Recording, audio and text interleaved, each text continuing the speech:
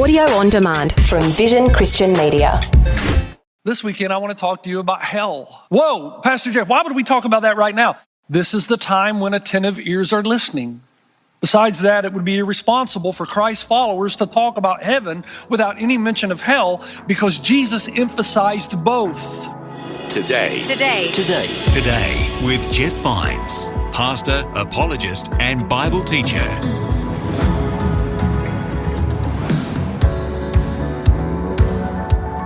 Hello and welcome.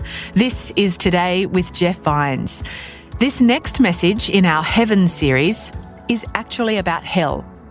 In making sense of God and his created world, Pastor Jeff encourages us to find peace by listening to Jesus, who spoke about both heaven and hell.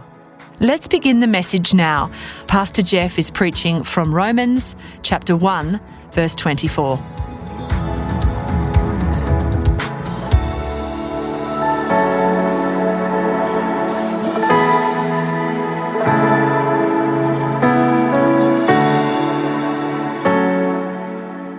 You know, there are some events that happen in our lives that make its mark on us. Every trip around the sun, every year, brings new life experiences that cause us to either be sad, be glad, or oftentimes just to go into a serious time of introspection to ask the deeper questions of life. And those events, those ones that catalyze a deeper thought, deeper feeling about our lives, about eternity, about the things that really matter, stay with us to the degree that we continue to think about them throughout the course of our lives. I've got a couple of those experiences, but one, when I was in high school playing basketball, the starting five, we were very close to each other. We did everything together. We knew in order to win, we had to become a galvanized unit. So we ate together, we practiced together, we went to the gym together to work out on weights together, we went to the track together. And over the course of time, you become like a small family. You get to know each other, the ins and outs, personalities, temperaments, everything. And on my high school starting five basketball team, we had one player in particular. I guess the best way to describe him was he was completely self-absorbed. He had the most difficult time staying in the unit, staying unified with the rest of us. He had a great envy and jealousy for the better player on the team. You could see that. It came out in his personality and his actions and reactions. There are other things about him, though, that were quite interesting. His envy and his jealousy caused him to become angry. He would lash out at us from time to time. Because I had just become a Christian, at least I had begun to take my faith seriously, I tried my best to talk to him about spiritual things. I tried to talk to him about a God who would ease the tension that he felt, that would give him the significance that he was looking for without having to get it or obtain it in other ways. But my friend, who will remain nameless, had very, I guess I was going to say small or little interest, but the reality is no interest in godly things. He often mocked my attempt to go to church. He thought, what a waste of time. You could be doing so many other things. You could be partying, or you could be at the lake, or you could be with girls. Why would you waste your time going to a place called church? And why would you seek things that are things that you could never fully understand? He's talking about the metaphysical world. To him, everything was material, matter, everything. And so there was no use spending time thinking about eternal things. About a year after graduation, all of us had gone to our respective schools on a basketball scholarship, so we had left town. But from time to time in the summer, we would reunite just to talk about the good old days.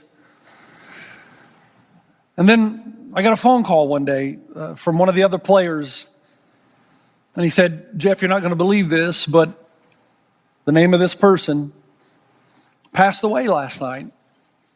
He had gotten drunk and he had run his car into the side of a church building. I thought, how ironic, and was killed instantly, along with the girl that he had taken out on a date. I went to the funeral. All of my friends were there, the basketball players, the families, all of those who had known the person I had become. Not that I was any better than anybody else, but they knew that I'd begun to take Jesus very seriously in my life and that I was studying now to be a pastor. As I went through the line, and in East Tennessee, when you go to a funeral, everyone goes through the line to greet the parents, the immediate family. And as I passed by the casket there, in an open casket, there was my friend, life ending at the age of 20. And I noticed his sister, who was quite a bit older, kept watching me in the line, waiting till I got to the front, which terrified me a little bit. I didn't know why she wanted to talk to me, but as soon as I got there, she started weeping. And she asked me this question. She said, "Jeff, tell me where he is now. Where is he now? Can you please tell me?" Of course, I'm 20 years old. I don't know how to answer that. But that has stayed in my mind for a long time because it's the ultimate question, isn't it? The Danish philosopher Søren Kierkegaard said that I've learned to define life backwards. First determine the goal and then live life accordingly. Well, what is the goal? And C.S. Lewis told us that we had to be very careful in answering this question because we would be heavily influenced by culture rather than objective truth. I thought about that. Where is my friend? Where are so many who have gone by? And to illustrate the danger that we have in our culture, my daughter, as I've mentioned many times before, is living in a place called Astana, Kazakhstan. The average temperature there is somewhere around 0 degrees, okay? It's very cold. But they've created this kind of utopia in this huge mall. You make your way up to the 5th story, and on the very top of this mall, they've created the beach. Indoor, sand, waves, UVA rays from which you can actually get a suntan. They've created their own reality to escape reality. You can escape the reality of the cold by stepping into a dream world, a preferred reality. And that's where we find ourselves today in a postmodern world. With our advancement in technology and knowledge of the universe, we've become quite confident that we can alter environments. We can shape reality to suit ourselves. And with that increased ability to control our physical environment, we now think we can also reshape the metaphysical realm. We're very confident, in theory, since we can control the physical environment, we can also now control the metaphysical environment. That is, that we can create a God to be the God we want him to be, and we can create spiritual realities to be the way we think they should be, not the way they are. Tim Keller, in his book, The Reason for God, says, ultimate reality is seen not so much as a supernatural order, but as a natural order, and that is malleable, changeable. We can enact change by force, not only on the physical world, but the spiritual world. Instead of trying to shape our desires in the postmodern world to fit reality, we now seek to control and shape reality to fit what it is that we really want, our desires. And that's what we've done. The only problem, when you shape the spiritual reality and conform it to your own will, you know that you really can't put any degree of certainty into it. You say, wait a minute, Pastor Jeff, are you going to talk about heaven again and how we have an objective authority, an objective source? No. This weekend, I want to talk to you about hell. Whoa, Pastor Jeff, why would we talk about that right now? And of course, the answer is the same reason we would talk about heaven right now. This is the time when attentive ears are listening. And we are asking the deeper, more penetrating questions of life. We're listening like we've never listened before. Besides that, it would be irresponsible for Christ's followers to talk about heaven without any mention of hell because Jesus emphasized both. And we want to follow his lead. Now listen, before you turn off, if you'll just follow me, I think that as we listen to the words of Jesus, a few things can happen. Number one, we can actually gain a peace concerning all this. And two, we can begin to see the logic of it all, how it actually makes sense in this created world in which you and I live. The mention of the word hell to most people, you get two responses. One, jokes, which there's some pretty good ones. One of my favorite is 3 guys find themselves in hell, and they're told by Satan himself that they each receive one phone call. The first guy calls his priest and is informed that it's $250 per minute. The second guy calls his best friend. It's $300 per minute. The third guy calls his mother-in-law, and he's told by Satan that there's no charge. When the other 2 complained, he said, wait a minute, there's no charge for local calls. Now, you may not think that's funny. I think it's hilarious because I love mother-in-law jokes. But if you don't respond with humor, you respond with outrage. People will say, don't talk about hell. My God would never be like that. The God I've created in my mind and my spiritual reality would never have a place called hell.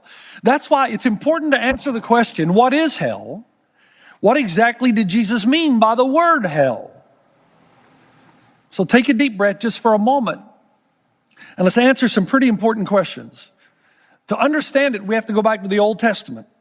Ahaz is a very wicked king in Israel, and we're told in 2 Chronicles that he burned sacrifices to Baal in the valley of Ben Hinnom and sacrificed his sons in the fire. Another king after him comes along, Josiah, and in 2 Kings 23 we're told that Josiah desecrated Topheth, which was in the valley of Ben Hinnom, so no one could use it to sacrifice his son or daughter in the fire of Molech. So Molech and Baal were both ancient gods that received human sacrifices. Now you think about for a moment what we're talking about here. The valley of Ben Hinnom was an awful, detestable place. Little children were sacrificed to pagan gods on a molten altar. So King Josiah comes along and he removes it from ever becoming a place of worship again. He converts it to a garbage dump located in the southwest corner of Jerusalem. And it's known even to this day as a foul place of destruction where there is waste, where there is contained no thing of value or purpose. In fact, unclaimed bodies of criminals are buried there, and the smoke is said to rise forever and ever. Now, the Hebrew term for this place that I've just described is Gehinnom. But the Greek term is the word Gehenna. That's the word our Bible translates hell. So Jesus looks around when he wants to give a description of what eternity would be like apart from God, and he uses Gehenna, this waste, this dump area outside of Jerusalem. And so in Matthew chapter 10, he says, do not be afraid of those who can kill the body but cannot kill the soul. Rather, be afraid of the one who can destroy both soul and body in hell. Now, the clue to this verse is that the word for kill is not the word for annihilate. It is not a word that means to go out of existence. It is the Greek word apolumi, which means ruin and disintegration, where there is no good use, where there is no meaning, no purpose, where all is ultimately waste. So Jesus, when describing what eternity would be like without God, uses the word Gehenna, translated hell, that refers to this garbage dump outside the walls of Jerusalem. He says in Matthew chapter 8, verse 12, that there will be those who will be thrown outside into the darkness where there will be weeping and gnashing of teeth. Again, the imagery is that if you're inside the wall of Jerusalem, you are with the people of God under the protection of God. If you're outside the walls of Jerusalem, the city of God, that you are separated, that you are isolated from the people of God and from the presence of God. Now, Jesus gives what is known as progressive revelation to explain to us what hell is really like. And finally, we come to Luke 16, which is a primary text where Jesus tells a story. Now listen. It is in that story, if you will stay with me, that we discover what hell really is and the logic of it, and why actually it can begin to make sense in a world where God has created and sustains all things. So we're told in verse 19 of Luke 16 that there's a certain rich man who was clothed in purple and fine linen. Purple is the outer garment, represents royalty. Fine linen is the undergarment, so he wore expensive Calvin Klein underwear. This is a very wealthy man. Dresses in luxury, and we're told that he fared sumptuously every day. The Greek phrase means that the primary concern this man had every day as he left his home was to get his need met and to get more and more and more. He fared sumptuously every day. Verse 20 says there was a certain beggar named Lazarus, full of sores, who was laid at his gate. So he's so helpless that he's so dependent on something else outside of himself that his friends have to pick him up and lay him at the gate of the rich man in order that he might beg for what the scripture calls the crumbs which fell from the rich man's table. These crumbs, by the way, in the first century, you did not eat with a knife and fork and spoon. you would eat, and then you would cleanse your hands of the grease and the grime with a lesser grain of bread called barley bread. And as you cleaned your hands with this type of bread, you would throw it under the table and it would be collected as garbage. This is the bread that the poor man is waiting on, to be fed from the crumbs that fell from the rich man's table. Moreover, the Bible says, the dogs came and licked his sores, so he's so helpless that he can't defend himself against the scavenger dogs that make their way up and down the streets of Jerusalem. But it is that the beggar died and was carried by the angels to Abraham's bosom.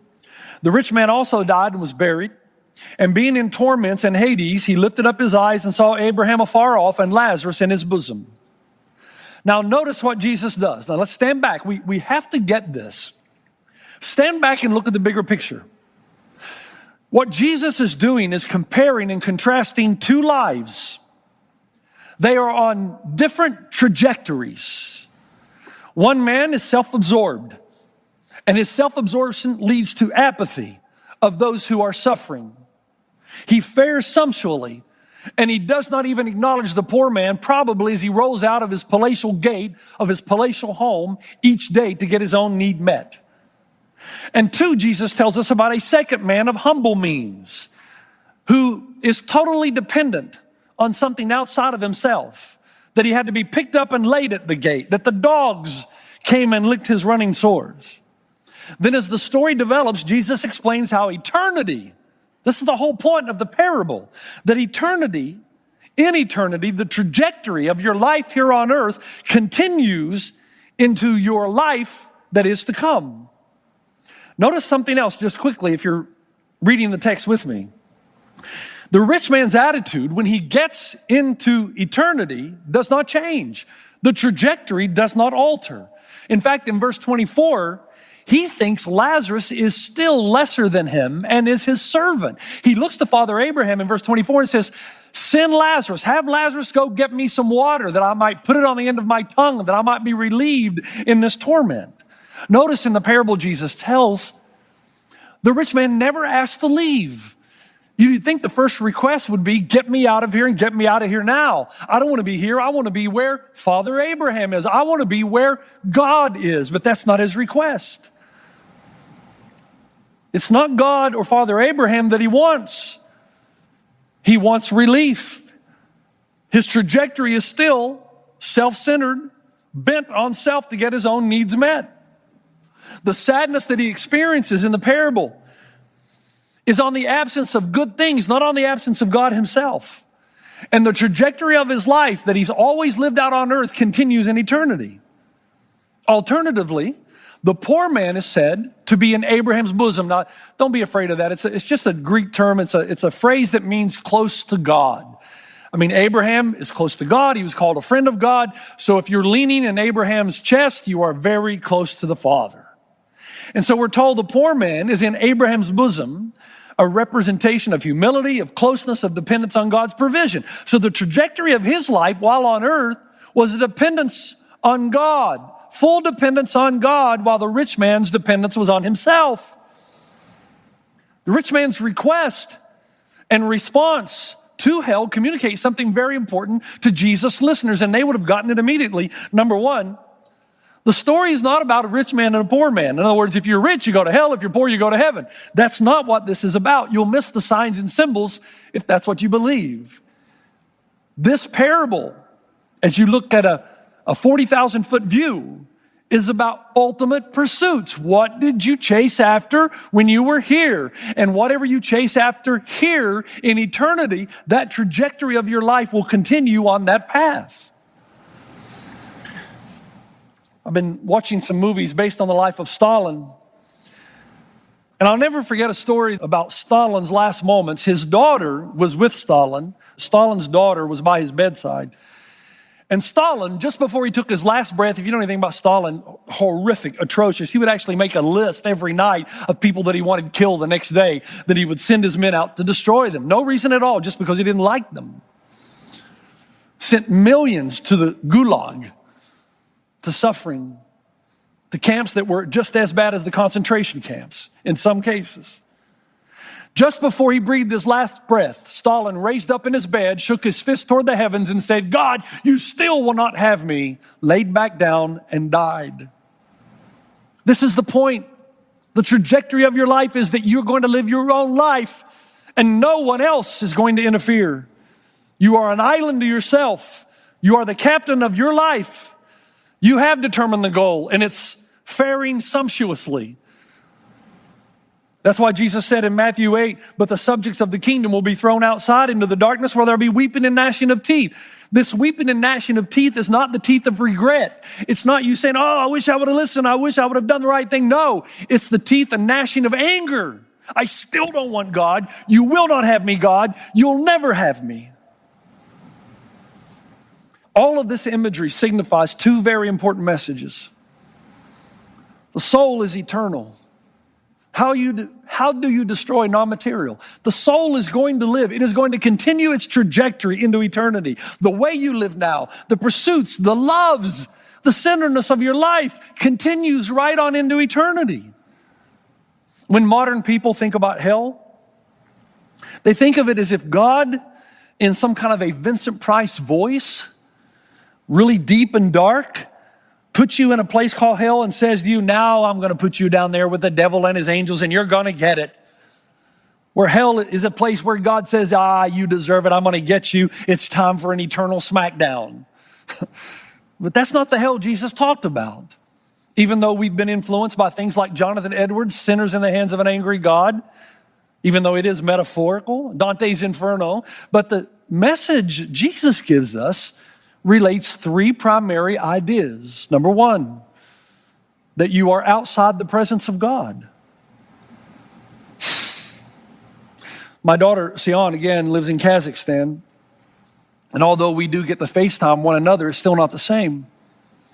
It alleviates some of the isolation, some of the pain of loss and separation, but we'd much rather be in proximity. There's something missing.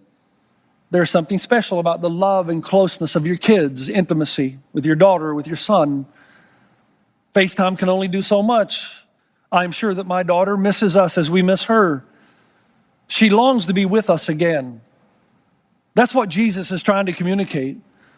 That hell is a place, even though he uses the metaphor of Gehenna, the place outside of Jerusalem, it is a place where we are outside the presence of God completely.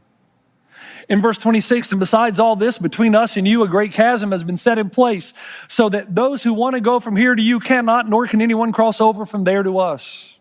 The focus is on where you are and where God is, and the suffering that kind of isolation and separation causes. That is the point of the parable. Where there is no God, there can be no good thing. Hell is the absence of the presence and the influence of God himself. Somebody might say, great, you mean I get to live in a realm apart from God? Great, pass the beer, we'll have a great party. No more conviction, no more moral law. But that's the point. That's the way you've lived all your life, and the trajectory only continues into eternity. But the one thing you forgot was that where there is no God, there can be no good thing. God is the source of life itself. There won't be any beer in hell. God is the source of every ingredient that makes up beer. I didn't say beer, but every ingredient that makes it up. All good things are gone. Joy, love, wisdom. They're all inextricably tied to the presence of God. You've been listening to Today with Jeff Vines. Thanks for joining us. Next time, we'll bring you the rest of this message from Pastor Jeff. The point is, remove our planet from the source of the sun, we die. Remove our souls from the ultimate source of life and existence, darkness falls and disintegration and ruin begins. Folks, hell's not a party, it's a funeral without the reception. Only before his face are we able to thrive and achieve our highest potential. You can listen to more messages like this. Just search for Today with Jeff Vines wherever you get your podcasts. You make me wanna dance and sing with every single breath I breathe. I will bring this offering. You are my wonder, you bring the wonder. Today Today with Jeff Vines. Thanks for taking time to listen to this audio on demand from Vision Christian Media. To find out more about us, go to vision.org.au.